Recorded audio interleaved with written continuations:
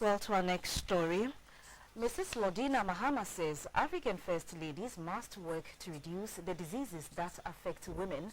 At a high-level dialogue by African First Ladies on maternal and infant mortality, Mrs. Mahama called for increased effort in the fight against cervical and breast cancers as well as HIV and AIDS in order to improve the lives of women and children. The meeting took place on the sidelines of the ongoing UN General Assembly in New York.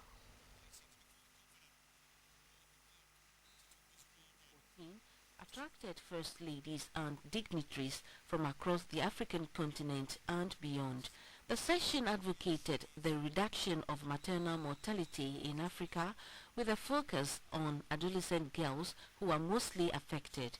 Now is the time to strengthen existing partnerships and build new ones in the final push to meet the Millennium Development Goals and in line with the African Common Position on post-2015. Working together, we can make a life-changing difference for every woman and every child, for the future of Africa and all of humanity. It also aimed to accelerate effort to attain the Millennium Development Goal 5 while ensuring that sexual and reproductive health rights of women, particularly adolescent girls, are championed in the post-2015 development agenda.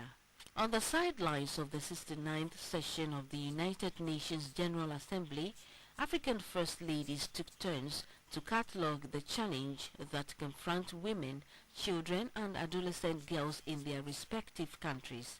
Forced and early marriages, which deprive adolescent girls from attaining education, sexual and domestic abuse, and adolescent pregnancies were top on the list.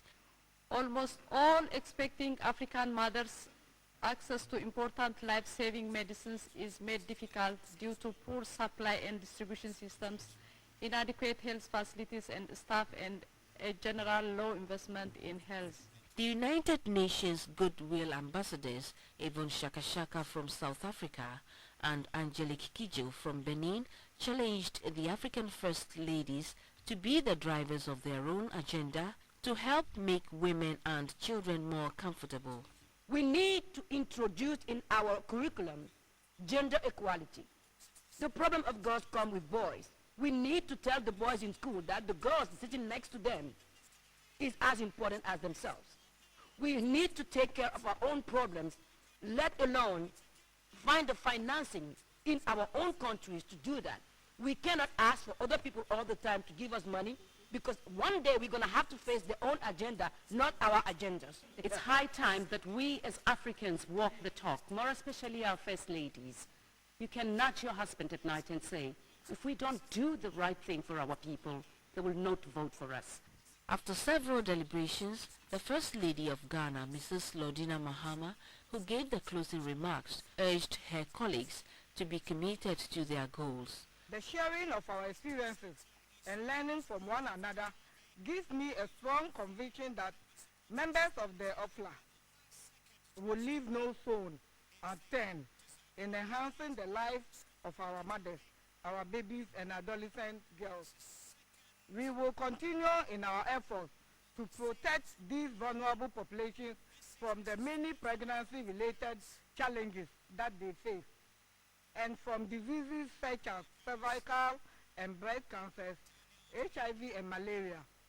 We commit to forge ahead together and to work to keep them alive and healthy. Mrs. Mahama commended the UN and its agencies for making the event a success. The dialogue was put together by the Organization of African First Ladies Against HIV and AIDS, OFLA, in partnership with the United Nations Population Fund.